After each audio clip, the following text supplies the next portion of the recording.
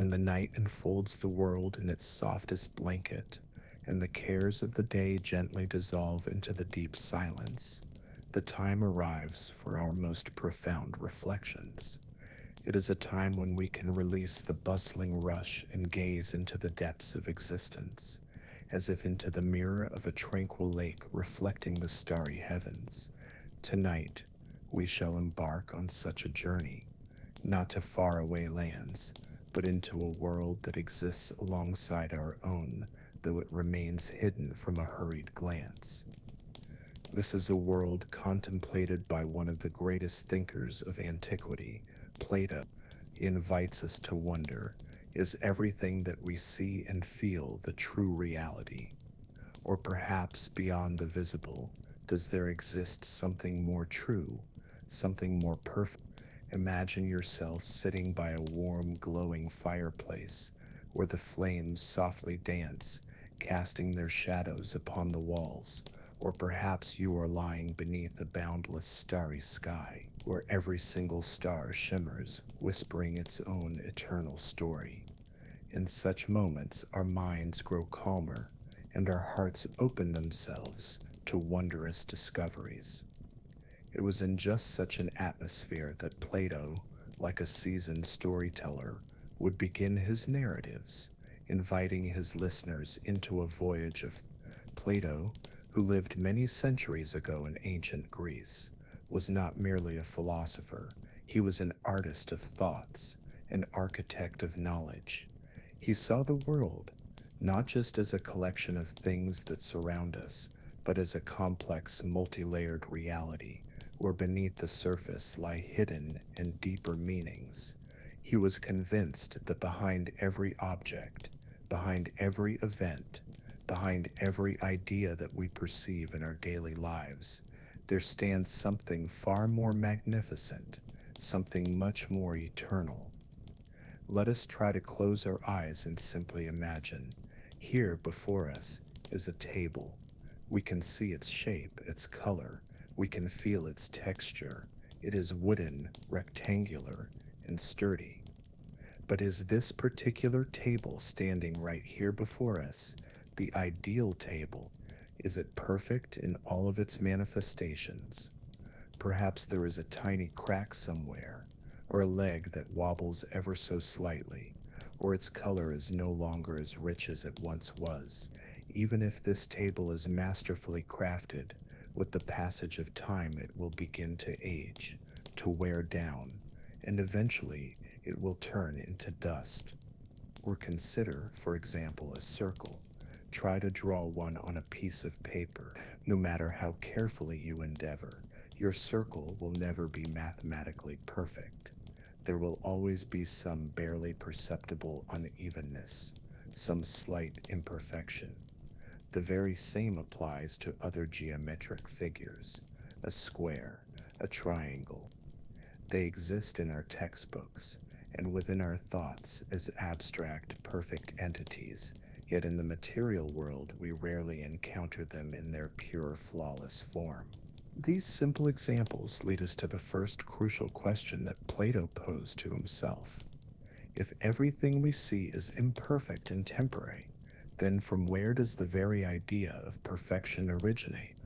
How do we know what an ideal circle, an ideal table, an ideal beauty, or an ideal justice is if we have never seen them in their pure, unblemished state? This knowledge seems to be already embedded deep within us, as if we are merely remembering it. Plato believed that these perfect exemplars do exist. He called them the ideas or the forms. But where do they exist? Not in our ever-changing world, which is but a shadow, a mere reflection of the true reality. They exist in their own separate, invisible to the eye realm. This is not a world that we can observe with a telescope or a microscope. It is a world that is accessible only to our minds, to our souls, if they are sufficiently serene and open to the truth. Imagine an unseen architectural blueprint for everything that exists in the universe. Every single thing, every quality, Every concept in our world is like a building constructed according to this blueprint. But a building can be raised with flaws, its materials can deteriorate, while the architectural plan in and of itself remains immutable, pure, and perfect. It is the first principle, the very source of all forms and all essences.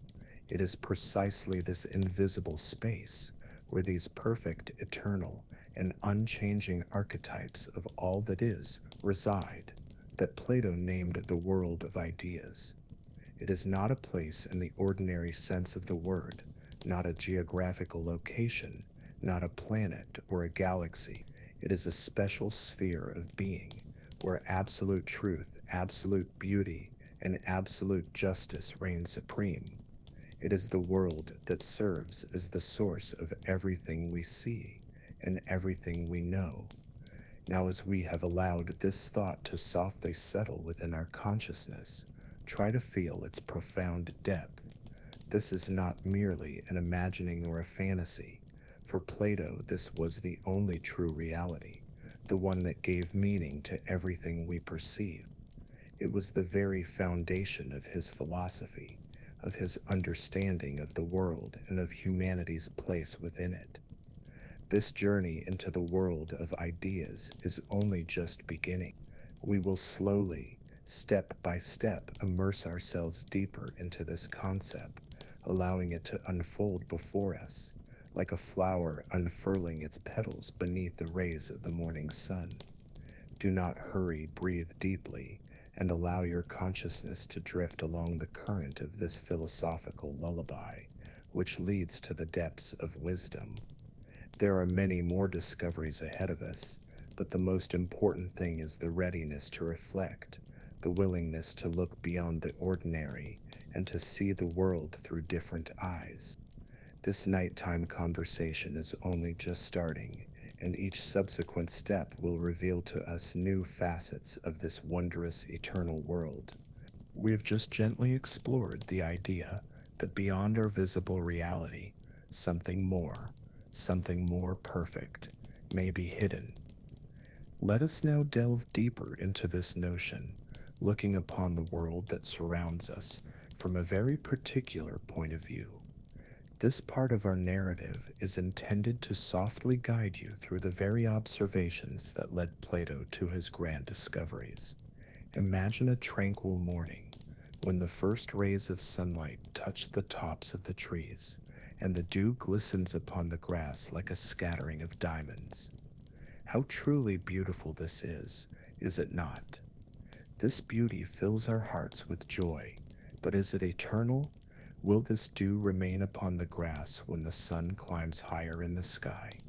No, it will vanish. It will evaporate, leaving behind only the damp earth. In the very same way, a flower that is bloomed in the morning may by evening begin to wilt, and in just a few days it will wither away completely. Its beauty, so vibrant and alive, reveals itself to be temporary, fleeting. This applies not only to the phenomena of nature. Think of any object created by human hands. Consider, for example, a magnificent sculpture carved from marble.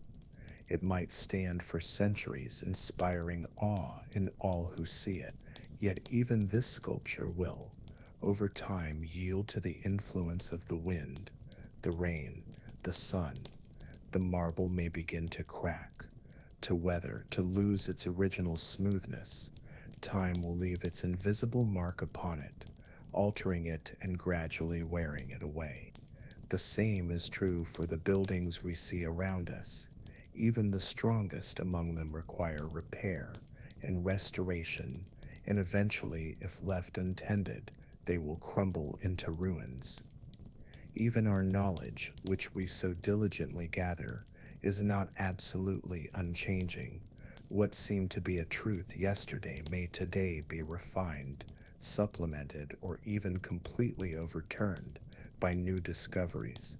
Scientific theories evolve, cultural values transform, and our own personal convictions may undergo changes over the course of time. This is a natural process, but it points to the fact that even within the realm of thought, we are constantly engaged with something that is not absolutely immutable. Plato, observing this endless transience and imperfection of the surrounding world, came to the conclusion that everything we perceive with our senses, our sight, our hearing, our touch, is merely temporary and ever changing. This is a world of phenomena, a world that is constantly in flux, being born and then dying. He compared this world to a river that is never the same one twice. You step into it, and the water that touched you just a moment ago has already flowed onward, replaced by new water. And so it is that everything in our world is constantly shifting, flowing, and transforming. This constant state of change, in Plato's view, is the very essence of our material world. Not a single thing within it is absolutely stable. Not a single beauty is absolutely eternal. Not a single truth is absolutely unalterable within our sensory experience. Even human beings, their bodies, their thoughts, their emotions, all of these are subject to time and to change. We are born, we grow, we age, and eventually we depart from this world. Our feelings, our moods, our desires, all of these things fluctuate, appearing and then disappearing. If everything around us is so changeable and so imperfect, then from where does the notion of perfection even arise within us? How do we know what true beauty is if every flower or painting will sooner or later wither or fade? From where do we derive the concept of ideal justice if in our actual lives we so often encounter injustice? These questions became pivotal for Plato. He realized that our knowledge of perfection cannot possibly originate solely from the imperfect world that we perceive.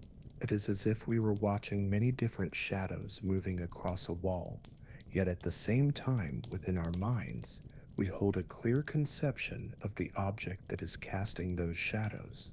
The shadows themselves are shifting, indistinct, and imperfect, but their very nature comes from something that is stable and clear.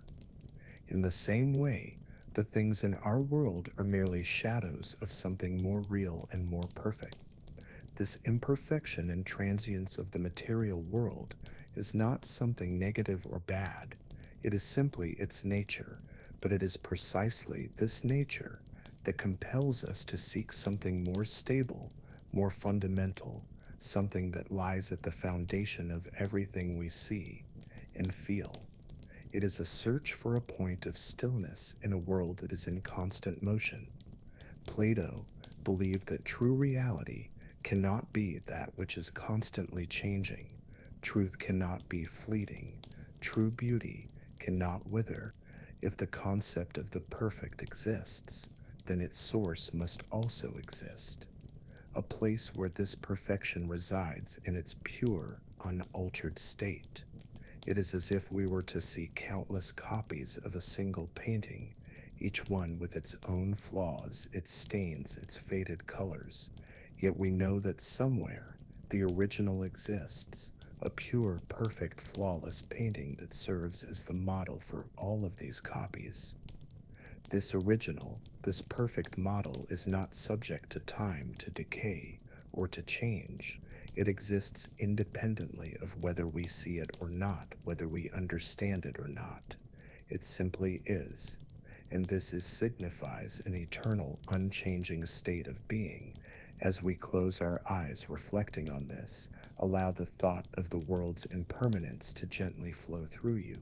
This is not a reason for sadness, but rather an invitation to a deeper understanding, for it is the very awareness of the imperfection of the sensory world that leads us to the threshold of another, more perfect dimension. It is like the night wind that softly taps at the window, inviting us to step outside and to gaze upon the starry sky spread out above us, eternal, unchanging, unlike everything we see here on the earth. So try to feel this idea. Everything that we see around us is beautiful, and yet it is temporary. And it is this very temporality that inspires us to seek the eternal, the unchanging source of all that is. This is just one more step on our journey to the world of ideas, the realm of eternal perfection, and we have already drawn a little closer to understanding why Plato so firmly believed in its existence. We have already reflected upon the endless changeability and the sheer temporality of everything that surrounds us, from the fleeting beauty of dew on the grass to the majestic structures that crumble beneath the relentless flow of time. This transience, this constant renewal and disappearance, is an inseparable part of our sensory world. Yet, it is within this very realization that the key to the next step in our reflections is hidden. The key to the idea that became so central for Plato, the idea of the perfect model. Remember how a small child learns to draw a house. At first, the drawing may be clumsy, a crooked roof, uneven walls, windows of different sizes. But even in this imperfect depiction, we easily recognize a house. Why is that? It is because within our consciousness, there exists a clear conception of what a house is. This is not a specific house that we have seen on a particular street, but rather its universal essence, its ideal form. Let us take another example.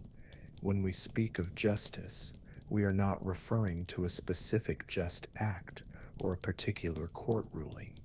We are referring to something more abstract, something that lies at the very foundation of all just actions. Even if we rarely see perfect justice in our lives, we still strive for it. We recognize its value, and we understand what it is. From where then do we possess this knowledge? Plato believed that everything, every quality, every concept in our world, despite its imperfection and its changeability, seems to yearn for its own ideal. This yearning is invisible, yet it is palpable. Every individual horse that we see is merely a specific manifestation of the general idea of a horse. This horse may be old or sick, young or strong, but they are all horses because they participate in the very same essence, in the one and the same idea of the horse. Imagine a craftsman who creates chairs. He can produce a multitude of chairs, large and small, wooden and metal, with backs and without. Each chair will be unique, possessing its own particular features.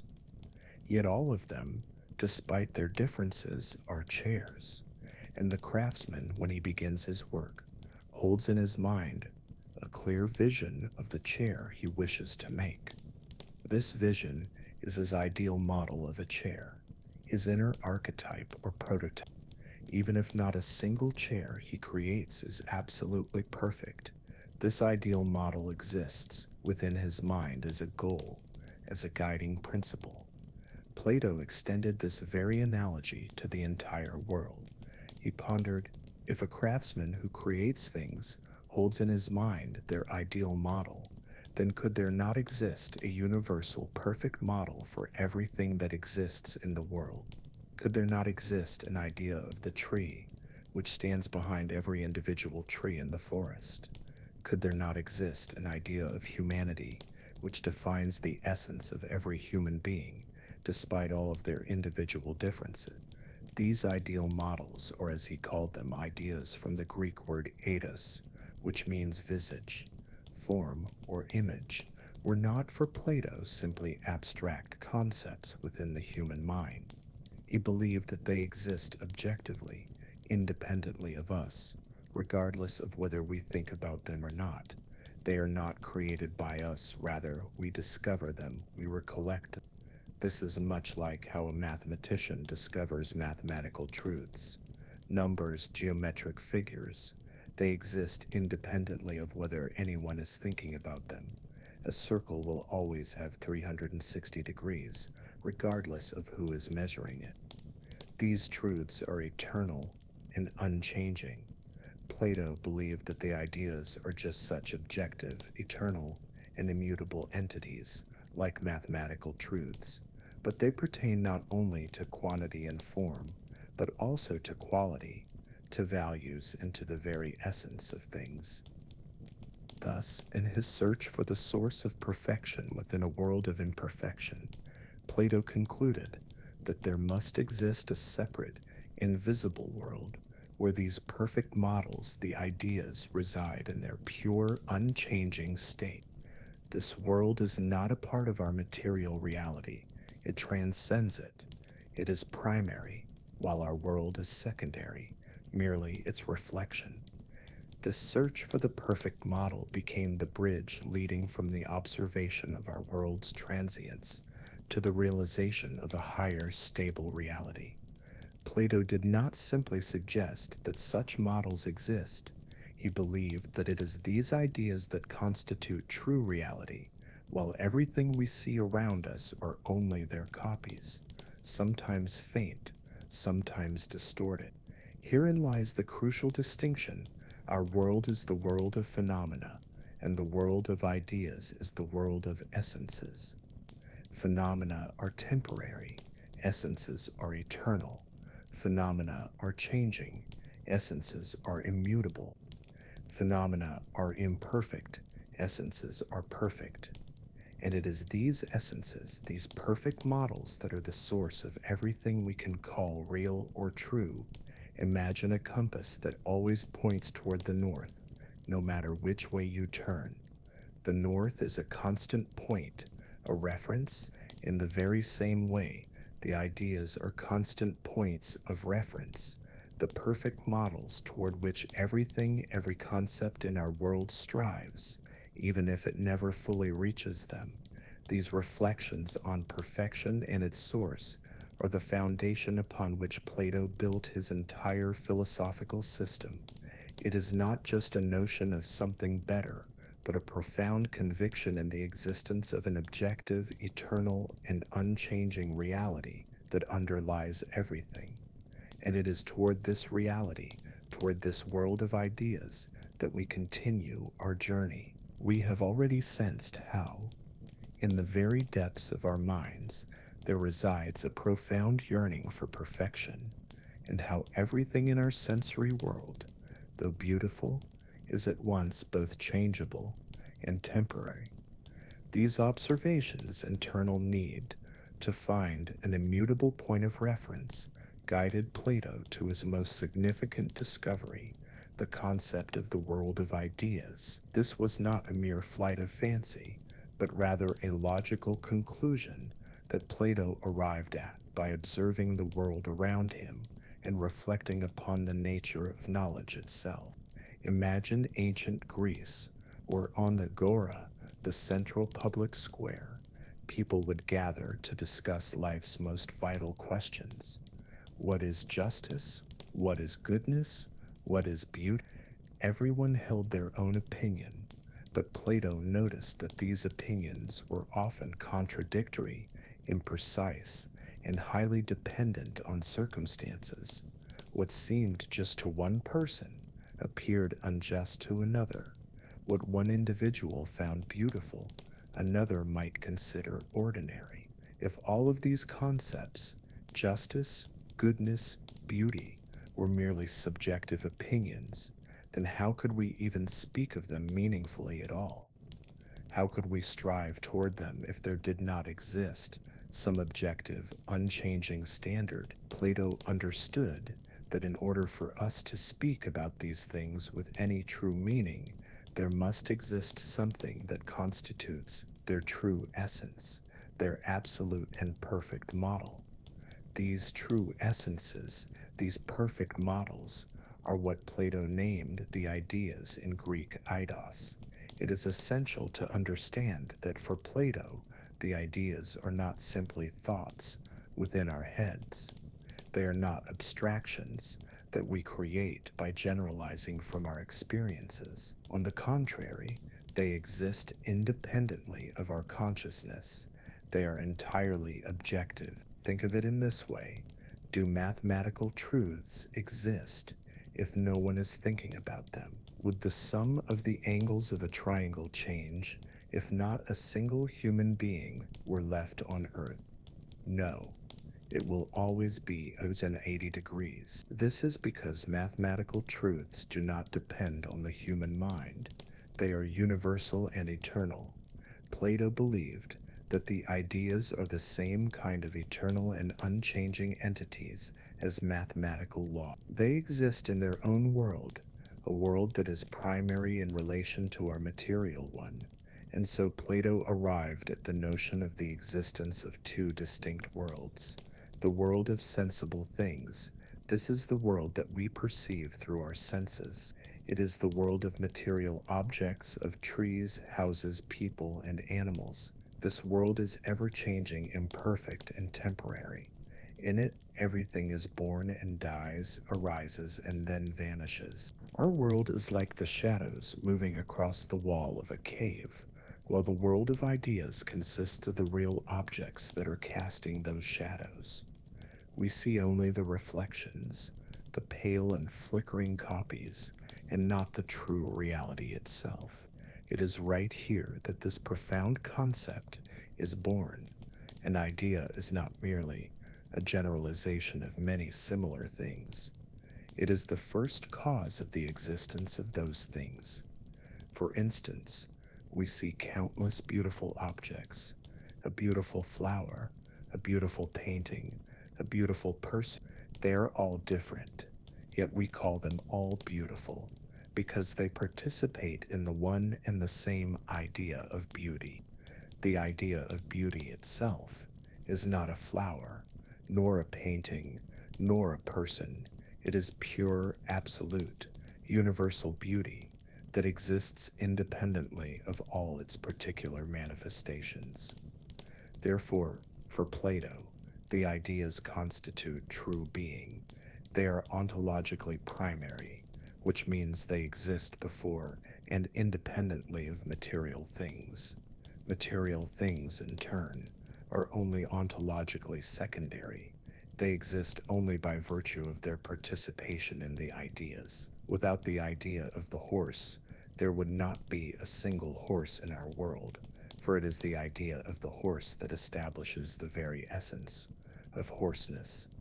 This concept had a profound influence on the entire subsequent development of philosophy. It explained why we are capable of universal knowledge, why moral standards exist that transcend our individual desires, and why we strive for perfection. Plato believed that our minds, our souls, are capable of knowing the world of ideas, because they themselves are a part of this higher world, or at the very least, have access to it. It is important to understand that the world of ideas is not a physical place that one could reach in a spaceship. It is not a space in the conventional sense. It is, rather, a realm of being, a dimension of reality that is supersensible. That is, it cannot be perceived by the senses. It exists beyond space and time, which is what makes it eternal and unchanging. It is as if you were looking at the world through a dusty window. You can see the outlines, the colors, the movement, but everything is unclear, distorted by the dust and grime. The glass is matter, and what lies beyond it is the true world. Plato believed that our bodies, our senses, are like this dusty window through which we see only distorted reflections of what is real. The birth of this concept was a true revolution in Plato, like a great master craftsman, constructed a grand architecture of existence where every single element, from the smallest thing to the highest truth, finds its proper place. And at the center of this architecture stands the immutable, eternal, and perfect world of ideas, which is the source of all that is true, good, and beautiful. When we allow these thoughts to gently fill our minds, we begin to see the world not just as a collection of random phenomena, but as something that possesses a deep meaning and an inner harmony, even amidst its outward transience. This concept offers a sense of order and permanence in a world that is constantly changing, like a lighthouse that shows the way upon a stormy sea. We have immersed ourselves in reflections on how Plato arrived at the idea of perfect models, which he called the ideas, and how these ideas form a separate higher world. Now, the time has come to answer a question that has likely already arisen in your mind. Where, then, is this world of ideas located? Can we journey to it as if to some distant isles, or perhaps glimpse it through a powerful telescope? Plato's answer to this question may seem surprising, but it is the very key to understanding his entire philosophy. The world of ideas is not located anywhere in physical space. It is not a place that can be marked on a map, for which a route can be plotted, or to which one could fly in a spaceship. It is not situated above the clouds, beyond the sun, or on some distant planet. For Plato, the world of ideas is suprasensible. This means that it cannot be perceived by the organs of sense, not by the eyes, nor the ears, nor by touch.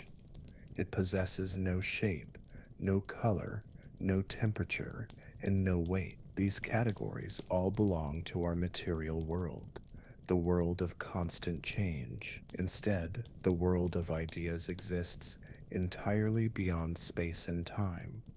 Imagine a thought. Where is your thought about a house or about justice located? It does not occupy space in your head like a physical object. It has no length, no width, no height. It exists, but it has no spatial coordinate. In the same way, for Plato, the ideas exist, but their existence is not a spatial one.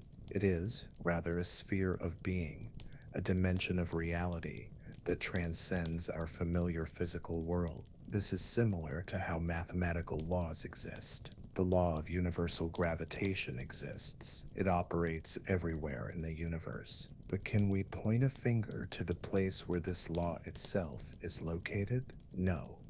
The law is not a physical object. It is a universal principle that governs the movement of stars and the fall of an apple. It exists, but not in space.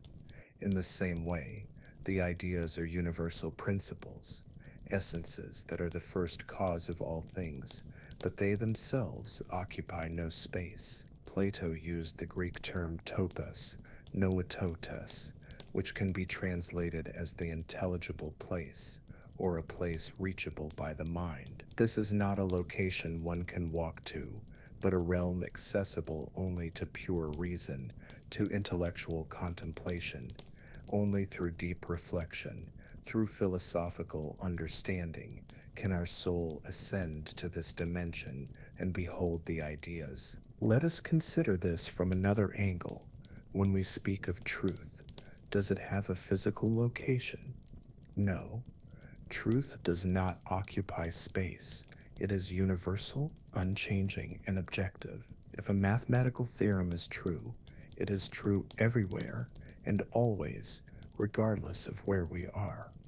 In the same manner, the idea of beauty is absolute beauty, which exists whether we see its manifestations in the world or not, and it does not depend on our location in space. This concept distinguishes the world of ideas from any religious conceptions of a paradise or an afterlife, which often have a spatial dimension, for example, the heavens above us. Plato's world of ideas is not a place for souls after death, though the soul has access to it, but rather a metaphysical reality that serves as the foundation for all that is. So why did Plato insist on the non-spatial existence of the ideas? Because if the ideas were to exist in space, they would automatically be subject to the influence of time and change.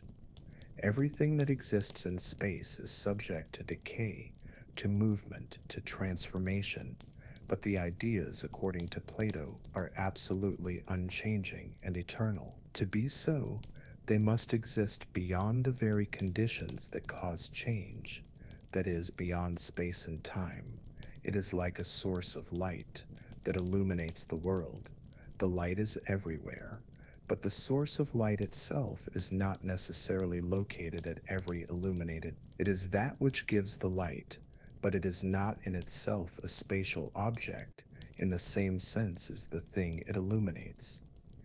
The ideas are the first causes, the essences that grant being and meaning to material things, but they themselves exist on another higher level of being. Therefore, when we speak of the world of ideas as a place, we are using this word only as a metaphor.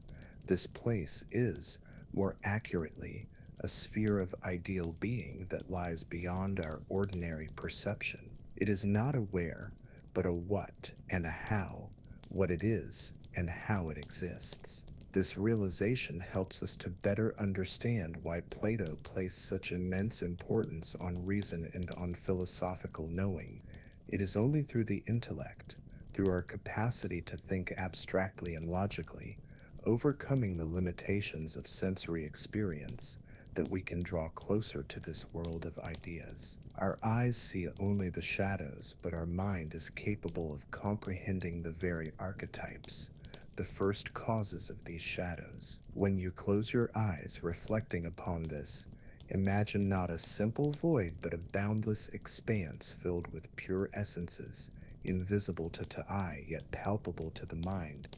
This is a world where perfection and harmony exist, the source of all forms and all ideas in our own ever-changing world. This world has no physical borders. It is universal and present everywhere that truth and being are found. It is a world to which our soul, like an eternal traveler, forever yearns to return, to comprehend its own true essence and the source of all that exists. We have now come to understand that the world of ideas is not a physical place, that it cannot be touched or seen with our eyes. It is a realm accessible only to our minds, where the ideas exist, those very perfect models upon which Plato reflected. Let us now examine in more detail what these ideas truly are, and why Plato ascribed such extraordinary importance to them. Imagine the most talented craftsman who has ever lived. He creates beautiful things, but even his finest works, with time, will age, break, and wear away. Now imagine that there exists an ideal archetype for every single thing, not just a blueprint, but the very essence, the very perfection of that thing, existing eternally beyond the confines of time and space. This is the Platonic idea. For Plato, the ideas are archetype. This means that they are the originals, while all the things in our material world are merely their copies or their reflections. Every particular flower that we see is only a pale copy of the idea of the flower. Every good deed is just a partial embodiment of the idea of the good. Every individual chair is but an imperfect imitation of the idea of the chair. These archetypes possess several key characteristics that make them so vital in Plato's philosophy. First, the ideas are perfect. They are without any flaws, without any defects. If our world is filled with imperfection, the world of ideas, by contrast, is a kingdom of absolute perfection.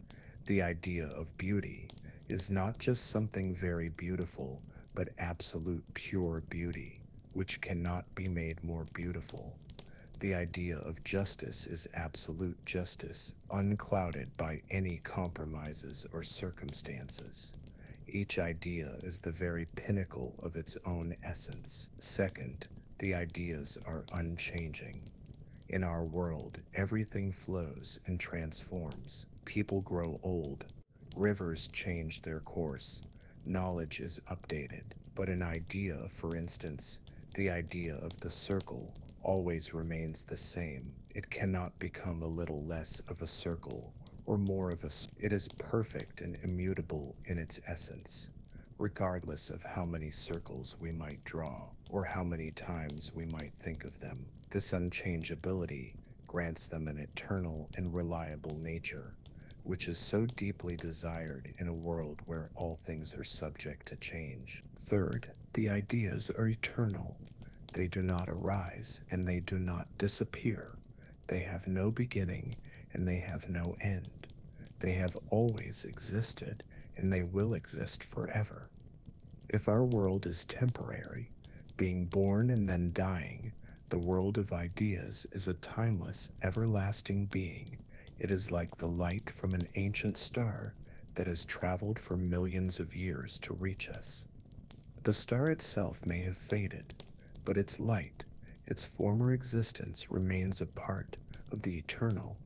Fourth, the ideas are singular, despite the fact that in our world there exist countless trees, cats, and people.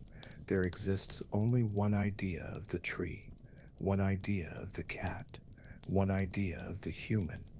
It is this unity that allows us to group objects together, to give them names, and to understand their common nature. The idea is universal. It is that which is common to all particular manifestations of its kind. Plato believed that it is these ideas that constitute true being, in Greek ontos on. They do not simply exist, they are in the most profound sense of the word. They are the first causes and the very foundation of everything we see. Our world, the world of sensible things, is merely a copy of this true being. It is like a reflection in murky water. We see an image, but it is indistinct and distorted when compared to the original. So, how is our world connected to the world of ideas? Plato used the term participation or imitation, mesis. Things in our world participate in the ideas or imitate them. For example, a particular chair is a chair because it participates in the idea of the chair. It is not the idea itself, but it reflects it, strives to be like it. Imagine an unseen architect who holds in his hands the ideal plan for a house. According to this plan, thousands of houses are built in different cities, yet not one of them is an exact replica. Each has its own features and flaws, but all of them are houses precisely because they are created according to the principles of this ideal plan. The plan itself is the idea of the house. It is invisible, eternal, unchanging, and perfect. It was through these ideas that Plato explained the possibility of knowledge. If only our changeable world existed, then our knowledge too would be fluid and unreliable. But thanks to the existence of eternal and unchanging ideas, our knowledge can be true and objective. When we come to know the essence of things, we are not simply generalizing from our sensory experience.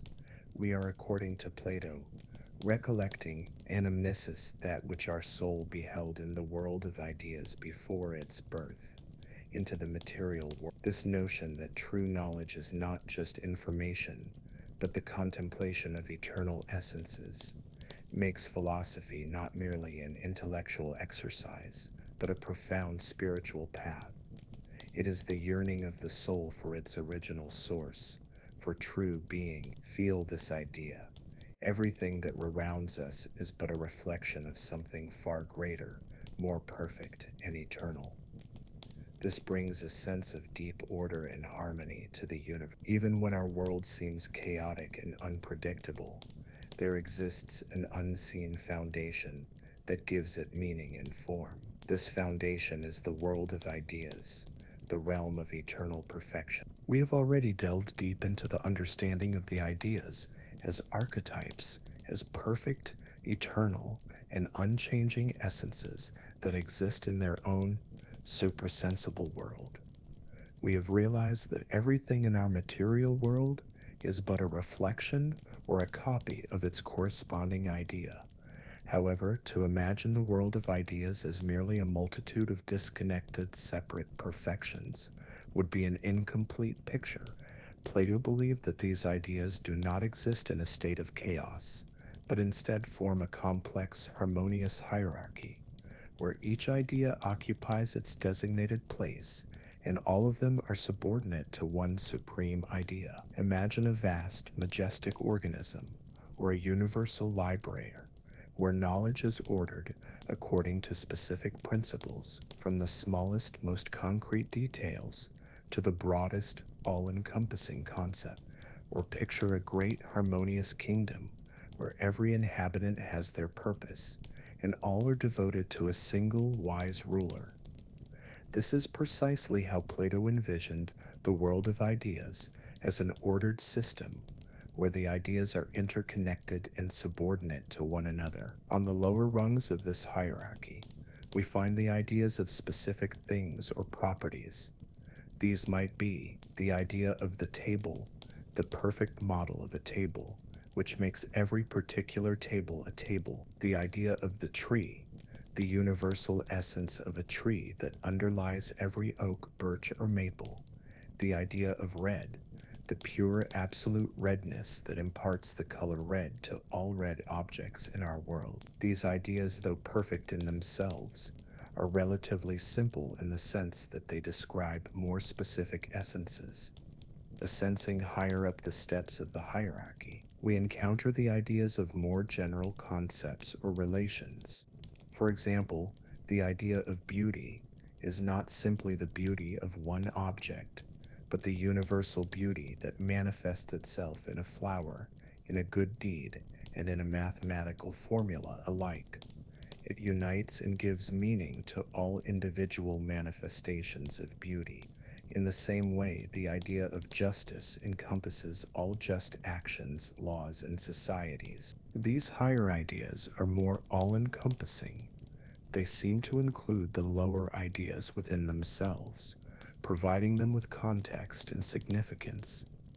For example, to be a beautiful table, a table must first be a table, that is, participate in the idea of the table.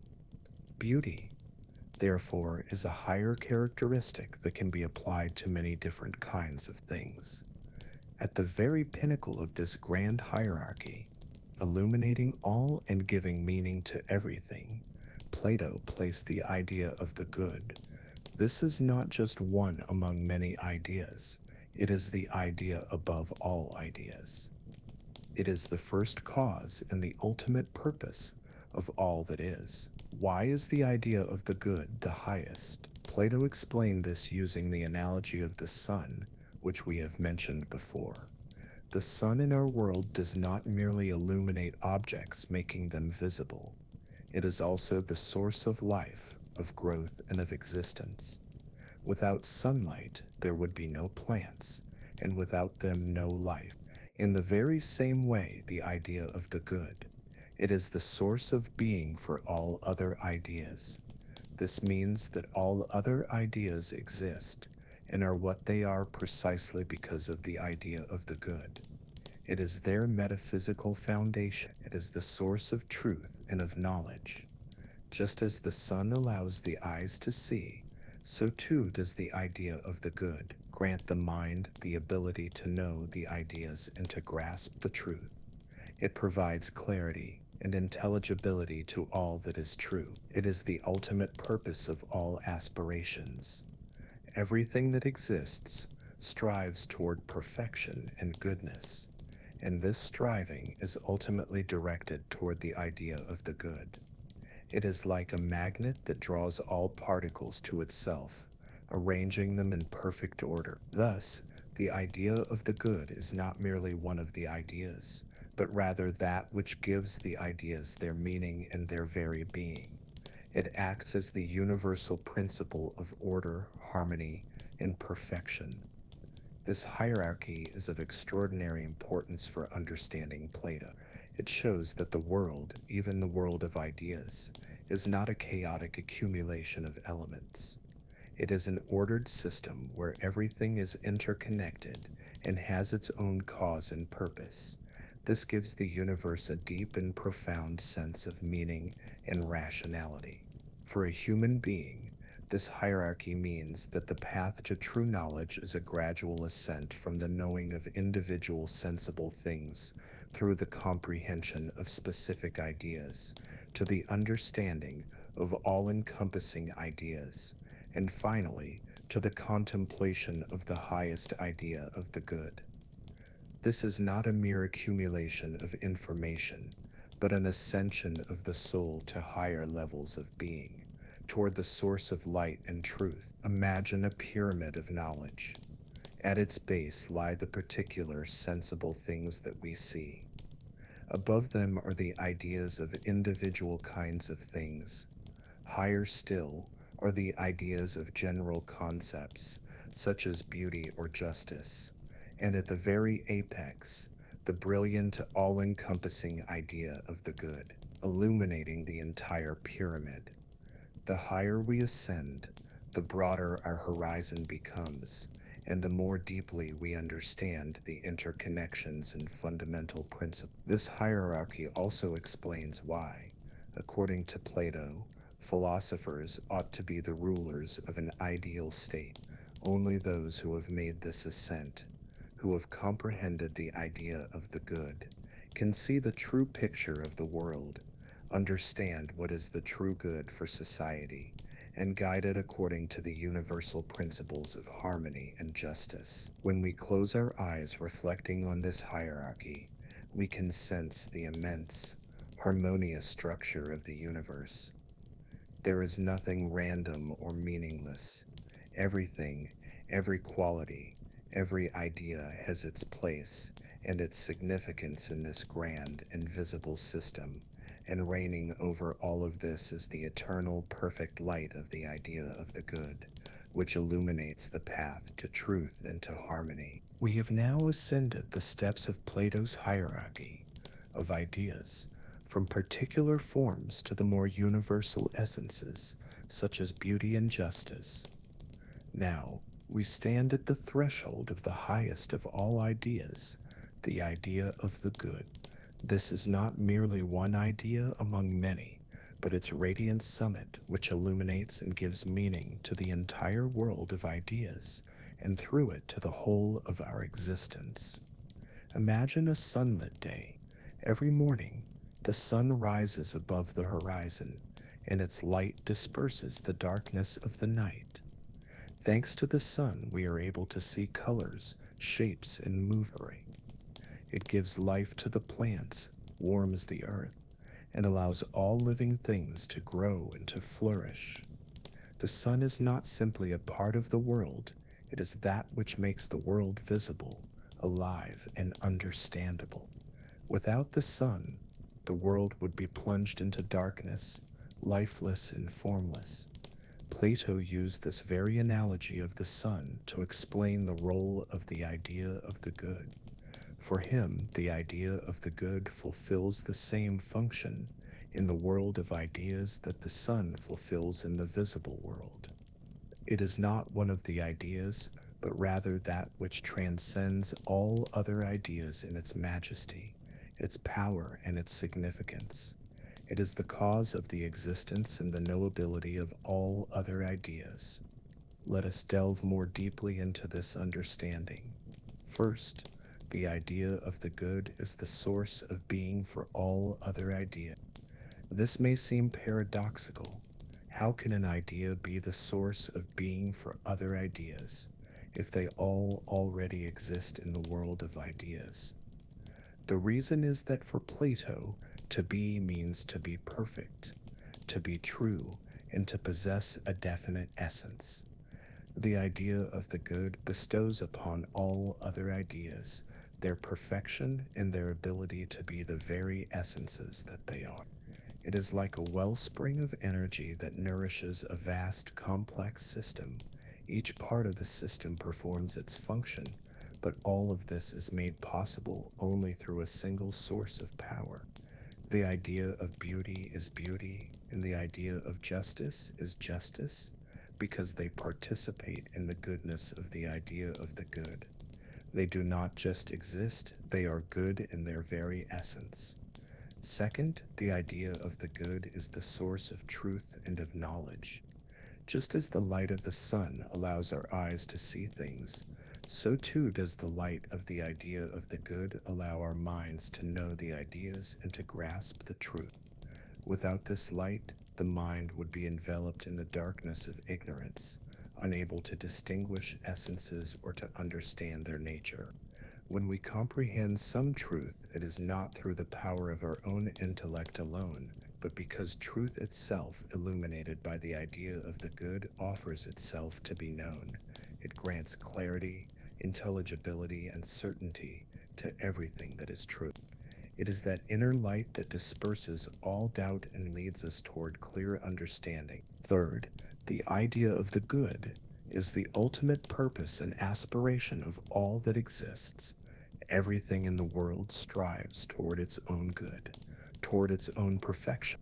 Plants reach for the light, animals seek food for survival, human beings yearn for happiness, knowledge, and justice. All of these aspirations, though they manifest themselves differently, are ultimately directed toward the idea of the good. It is that absolute good which is the final goal for everything. It is like a magnet that draws to itself all things that strive for perfection. Even when we commit an act that seems evil, we do so believing, often mistakenly, that it will bring us some form of good. This shows that the striving for the good is a profound and universal impulse. Fourth, the idea of the good is the source of morality and ethics. If an absolute good exists, then it is precisely this which serves as the standard for all moral actions. This is not a matter of mere human conventions or cultural customs. It is a universal objective standard toward which we ought to strive. When we act with justice, courage, or wisdom, we are, as if, reflecting the light of the idea of the good in our actions. For Plato, true human happiness consists precisely in living according to these higher principles, aligning one's soul with the harmony of the cosmos, which is itself a reflection of the idea of the good. This is precisely why Plato considered the highest goal of the philosopher to be the knowing of the idea of the good. This knowing is not a simple intellectual act. It is a profound spiritual illumination that transforms the entire person. Only one who has comprehended the idea of the good can truly understand truth, see the real nature of justice and beauty, and live in accordance with the highest principles. Such a person becomes wise, for they see the world in its true light, and not merely in shadows. Plato metaphorically depicted this journey in his famous allegory of the cave, which we will speak of later. The prisoners see only shadows on the wall, but the philosopher is the one who leaves the cave and steps into the light of the sun, which symbolizes the idea of the good. This light not only grants him sight, but allows him to see the world as it truly is. The return to the cave, then, is the philosopher's desire to share this light with others, to help them emerge from the darkness of ignorance. Reflecting on the idea of the good is the pinnacle of the world of ideas. We can feel the profound meaning and harmony of all existence. This is not a chaotic, random world, but a universe permeated with order, purpose, and goodness. The idea of the good is that unseen center toward which all things gravitate, that eternal, unchanging light that dispels all darkness. It grants a sense of deep stability and hope, showing that behind all the changeability and imperfection of our world stands an absolute, immutable perfection. It is the source not only of knowledge, but also of the moral compass that gives us the ability to live a meaningful and righteous life. We have already ascended to the summit of Platonic thought, comprehending the majesty of the idea of the good as the supreme source of being, truth, and harmony. Now that we understand the nature of the world of ideas, its perfection, its immutability, and its eternity, a question logically arises: how is this higher invisible world connected to our own sensible world, the one in which we live every day? How does our world, so full of change, imperfection, and transience, depend on that absolute, eternal reality? Plato offers us a profound explanation that is central to understanding his philosophy. He asserted that our material world, everything that we see, hear, and touch, is but a shadow, a reflection, or a copy of the world of ideas. It is not self sufficient, but exists only by virtue of its participation in the higher perfect archetype. Imagine a sculptor's workshop. The master takes a piece of clay and from it molds a beautiful figure. This figure may be very similar to what he envisioned, but it will never be identical to the idea within his mind. The clay might be imperfect, the master's hand might tremble, or time itself may affect the creation. Yet the idea of the sculpture, its perfect image within the master's consciousness, remains unchanging. The material sculpture depends on this idea, for it is the idea that gives it form and meaning. Without the master's design, the clay would have remained just formless clay. So it is with our world. Every tree in the forest is a tree because it participates in the idea of the tree. Every human is a human because they participate in the idea of the human. Every just act is just because it imitates the idea of just. Material objects and phenomena cannot exist without their corresponding ideas, because it is the ideas that grant them their essence and their form. This dependence manifests in several key aspects. Dependence in being ontological dependence. The things in our world exist because they are reflections of the idea. If, for example, the idea of the table did not exist, then we could not create any table, for we would have no conception of its essence. A table exists as a table only because it reflects the perfect model of tableness that resides in the world of ideas. This does not mean that the ideas create material things in a literal sense. Rather, the ideas are the first causes that provide form and the possibility of existence to matter. Matter in and of itself is formless and indeterminate, and only through its participation in the ideas does it acquire specific forms and properties. Dependence in knowledge, epistemological dependence. We are able to know the things in our world only because the ideas are reflected in them. When we say that a certain horse is beautiful, we do so because there is a glimmer of the idea of beauty within it. When we understand that an act is just, we are using our innate hidden knowledge of the idea of justice. Our understanding of the world, our concepts and categories derive not only from sensory experience, but from our soul's ability to recollect the ideas that are embodied in things. Without these archetypes, our world would be a chaotic and unintelligible collection of sensations. Dependence and value, axiological dependence. The value and perfection of anything in our world are determined by how fully and accurately it reflects its corresponding idea. The closer a particular chair is to the idea of the chair, the better it is as a chair. The more a person corresponds to the idea of the human, that is rational, just, and virtuous, the more perfected a person they are. The idea of the good, as we already know, is the highest of all and is the measure of all value. Everything that is good in our world is so by virtue of its participation in the idea of the good. Plato used a series of metaphors to explain this dependence, the shadow and the object. Our world is merely a shadow of the true reality, which is the world of ideas. A shadow cannot exist without the object that casts it. The reflection and the original. The things in our world are like reflections in a mirror or in water. A reflection has no being of its own. It only mirrors the original, the copy, and the archetype. Everything is a copy of a perfect model that resides in the world of ideas.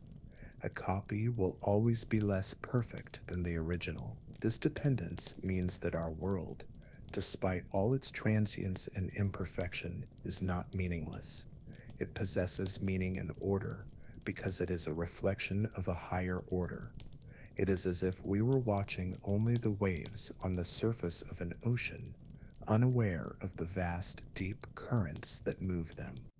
The ideas are those deep currents that shape and give meaning to all surface level phenomena. For Plato, this understanding was of enormous importance.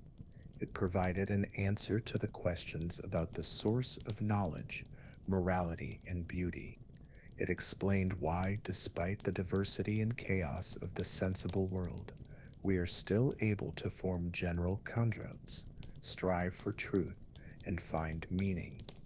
This became the foundation for his ethics, his politics, and his theory of knowledge. When we allow these reflections to fill our consciousness, we begin to see our world not merely as a collection of disconnected, random things. We see within it the echoes of perfection, the glimmers of eternity. Every object we contemplate can become a kind of window into the world of ideas, a reminder that behind the visible, deeper essences are hidden. It is like watching the shimmering of the stars in the night sky and understanding that each one is but a distant yet real stream of light from vast, perfect celestial bodies. Such an understanding brings not only intellectual satisfaction, but also a deep tranquility. If our world depends on something eternal and perfect, then we, as parts of this world, also have a connection to that perfection. This helps us find meaning in our own existence and to see beauty in even the smallest manifestations of life. We have now seen that our material world, full of transience and imperfection, is but a reflection, a copy, or a shadow of the eternal and perfect world of ideas. This dependence gives meaning and order to all of existence, pointing toward a higher, unseen archetype. Now we approach one of Plato's most moving and profound concepts, the one that explains how we, as human beings, can even possess a notion of this perfection, the connection of the soul to the world of ideas. Imagine that you have forgotten something, something truly important, but you do not know precisely what it is.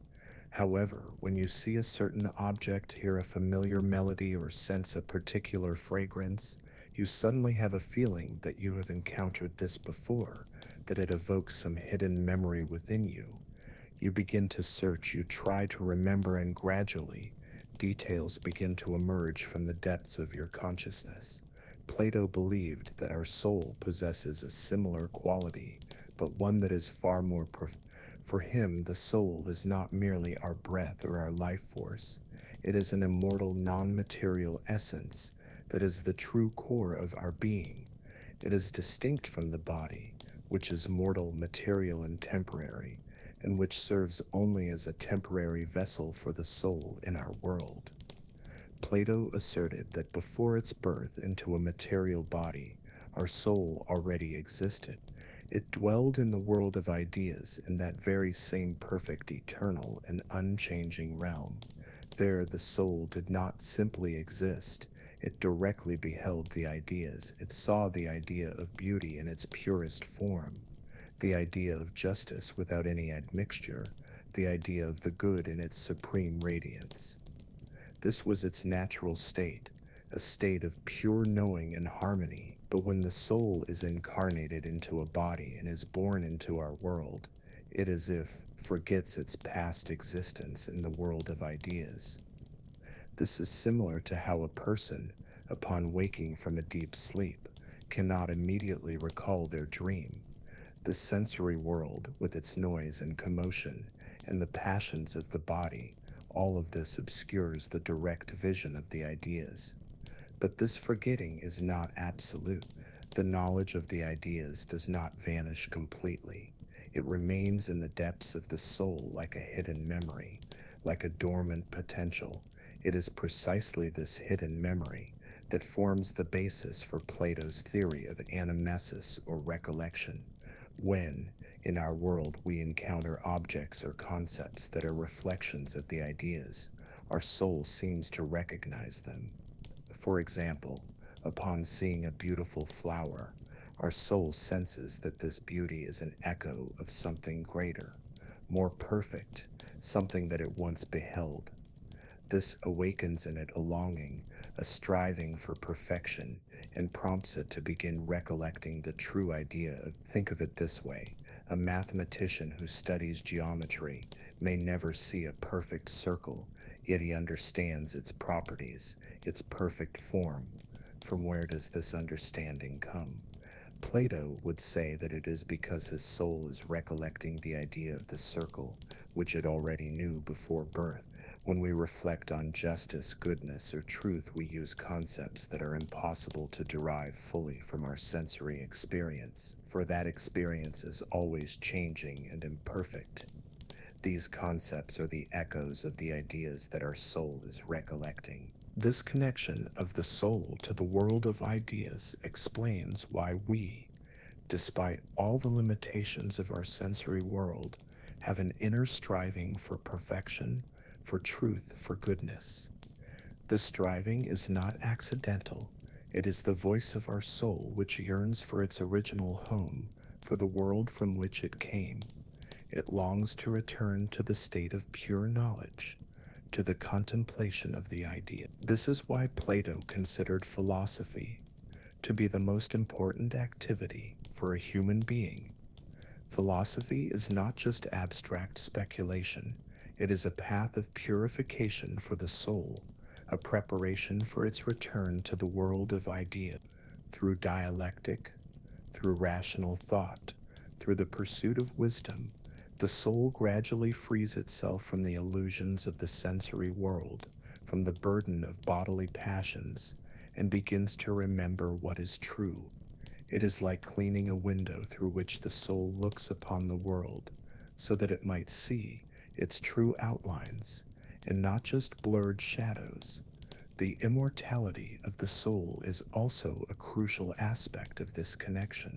After the death of the body, the soul does not disappear, but returns to the world of ideas, or else passes into a new incarnation, depending on its virtue and its pursuit of knowledge.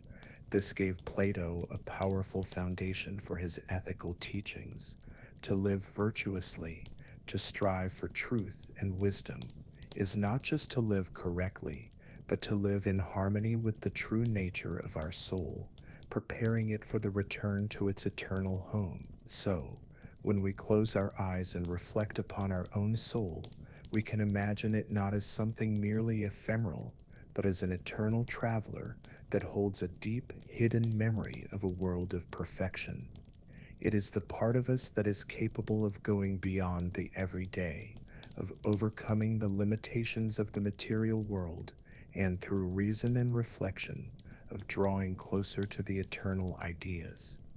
Our soul is our inner compass, always pointing toward true north, toward the source of truth, goodness, and beauty. It is what connects us to a higher order of being, making us not just a part of the material world, but citizens of two worlds, the world of matter and the world of ideas. This grants us a profound sense of meaning and purpose, a realization that our existence is not limited to this earthly life alone, but has a direct connection to an eternal perfect reality. We have already spoken of how our soul is the immortal bridge that connects us to the world of ideas, and how, in its depths, it holds the hidden memories of the perfection it once contemplated. It is this inner knowledge, this echo of eternity, that is the driving force behind the most profound human striving, the aspiration for knowledge. For Plato, knowing was not a simple collection of information or an accumulation of facts. It was a path that leads the soul toward its true purpose, toward its return to the world of ideas. Imagine that you are lost in a thick fog. You see only the blurred outlines of the world around you. You hear only muffled sounds. You know that somewhere nearby there is a sunlit space, clear shapes of objects, but the fog conceals them. Your yearning for knowledge, for clarity, for a distinct vision would be natural and irresistible. You would search for a way out of this fog in order to apprehend the true reality. So it is with our soul in the material world. It is as if held captive by sensory impressions, which are merely shadows and reflections of the true ideas.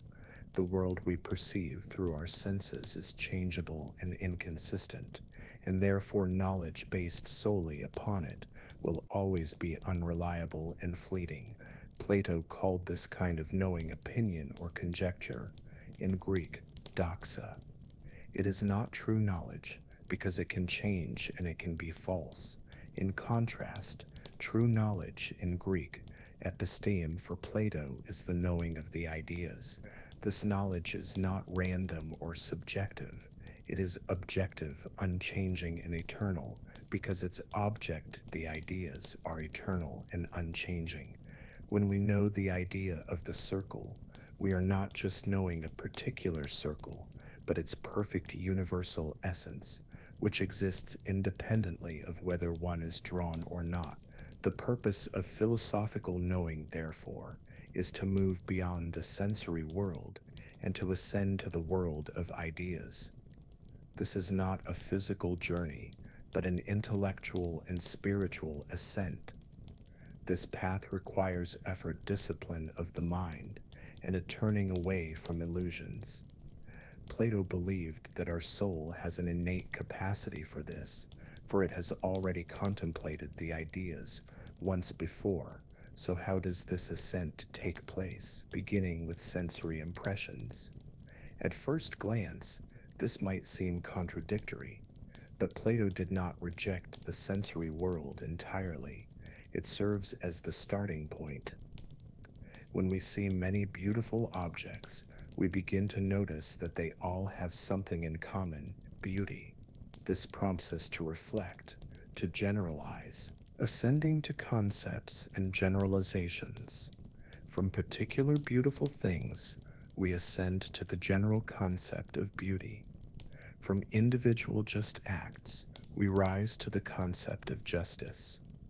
These are the first steps on the path to knowing the ideas, using reason and dialectic. The most important instrument for apprehending the ideas is reason, nous, and dialectic. For Plato, dialectic is the art of conducting a conversation, of asking questions and giving answers in a way that leads to the discovery of truth by exposing and overcoming contradictions. This allows us to purify our thoughts of errors, to cast aside false notions, and to draw closer to the pure essence of things. It is like polishing a mirror so that it might reflect the light with the greatest possible clarity. Contemplating the ideas. The highest goal is the direct contemplation of the ideas. This is a moment of illumination when the soul, freed from the burden of the body and sensory illusions, directly sees the ideas. This is not a seeing with the eyes, but a seeing with the mind, an intuitive grasp of the essence of things. In this moment, the soul recollects what it already knew. This aspiration for knowledge is not merely an intellectual exercise. It has a profound moral dimension. Plato believed that one who comes to know the idea of the good will necessarily strive to live in accordance with it. True knowledge and virtue are inextricably linked. One who knows what is good cannot do evil, because the truth illuminates the correct path. It is like a person who sees the way out of a dark labyrinth. They will not consciously choose to remain in the dark. The philosopher, according to Plato, is the one who undertakes this journey of ascent. They do not simply love wisdom. Philosophy means the love of wisdom, but actively strive for it, for true, unchanging knowledge. Such a person, having comprehended the higher ideas, becomes capable of governing not only themselves, but also society, because they understand what the true good is for all. This is the very essence of his idea of the philosopher kings. The purpose of knowing for Plato was not only personal enlightenment, but also the common good. A wise ruler who has apprehended the idea of the good knows how to build a just state. where each person will occupy their proper place and perform their function for the good of the whole. When we close our eyes reflecting on this goal of knowing, we can feel the immense potential that lies hidden within every human being. We are not merely existing bodies, we are beings with immortal souls that aspire to truth and perfection. This aspiration is the deepest essence of our being, and every step on the path of knowledge is a step toward greater clarity, toward greater harmony, toward a return to that higher world from which our soul originates. It is as if we are solving a great mystery, one that allows us to see the world in its true light, and not merely in its shadows. We have now taken a deep and meaningful journey into the world of Platonic thought. We have explored the transient nature of our sensory world, discovered the existence of eternal and perfect ideas residing in their own realm, come to know their hierarchy with the supreme idea of the good at its head, and realized how our soul is the very bridge that connects us to this higher reality, yearning to know it. Now, as these concepts gently settle within our consciousness, the time has come for some soothing reflections on eternal perfection and its influence on our inner sense of harmony. In the world that surrounds us, constant motion reigns. Time flows relentlessly, bringing with it change, aging, and disappearance. Everything that is born has its end. This transience can sometimes evoke a feeling of uncertainty, even of anxiety. We long for stability, for something unchanging upon which we can rely. And it is precisely here that Plato's concept of the eternal perfection of the world of ideas offers us a profound tranquility. Imagine a stormy sea. The waves beat ceaselessly against the shore. The water is in constant motion, ever changing its appearance. But beneath this turbulent surface in the depths, there exists an unchanging, peaceful space. Down there, on the ocean floor, the wind cannot be felt. The noise of the waves cannot be heard. An eternal silence and calm reign there. The world of ideas for Plato is precisely this depth, the unchanging, serene, eternal foundation beneath the restless surface of our material world. The understanding that there exists a realm of absolute perfection, that all truths, all values, all true essences reside in a state of eternal and immutable being, grants an extraordinary sense of stability.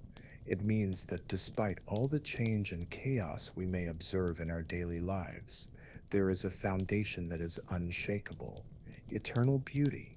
Though a flower may wilt and a painting may fade, the idea of beauty remains eternal and unchanging. This means that true beauty never disappears. It simply cannot be fully embodied in our temporary world. Knowing this brings hope and allows us to see the glimmers of this eternal beauty in every one of its manifestations, even the smallest. It helps us to cherish the moment, realizing that it is part of something far greater.